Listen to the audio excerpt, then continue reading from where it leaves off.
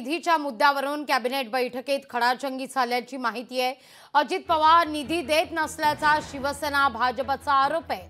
अजित पवारांवर मित्र पक्षांच्या मंत्र्यांनी आता पक्षपातीपणाचा आरोप केलाय। अजित पवारांविरोधात पुन्हा निधी अडकवल्याचा आरोप करण्यात येतोय। अजित पवारांवर आता पुन्हा निधी अडकवल्याचा आरोप करण्यात आलेला आहे।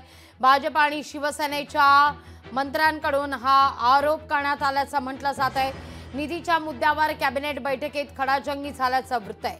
अजित पवार निधी देत नाहीत असा आरोप आता मित्र पक्षाच्या मंत्र्यांकडून करण्यात आला असून पक्षपातीपणाचा आरोपही करण्यात येतोय। अधिक माहिती घेतो आपले प्रतिनिधी विनोद राठोड यांच्याकडून। विनोद, कॅबिनेटमध्ये नेमकं काय झालंय?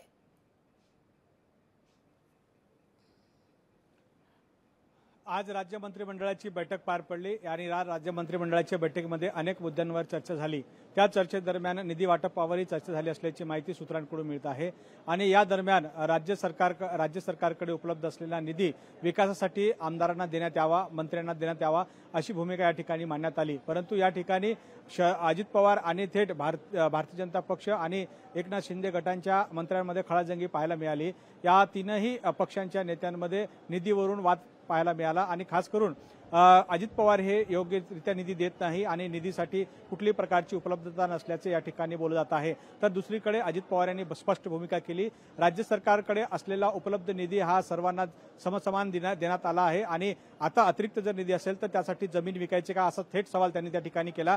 त्यामुळे अनेक मंत्र्यांनी आता मात्र अजित पवार यांच्या विरोधात मोर्चा उघडल्याची माहिती सूत्रांकडून मिळत आहे। तर पक्षपाती करण्याचाही आरोप या ठिकाणी भारतीय जनता पक्ष आणि एकनाथ शिंदे गटांच्या शिवसेनेच्या मंत्र्यांनी लावला आहे। आजच्या या कॅबिनेटच्या बैठकीमध्ये इतर मुद्दे झाले, मात्र खास करून यावरच निधी वाटपावरच या ठिकाणी एकमेकांवर आरोप प्रत्यारोप करताना पाहायला मिळालं आहे आणि अजित पवार या ठिकाणी धन्यवाद तुम्ही दिलेल्या एकूणच सविस्तर माहिती करता।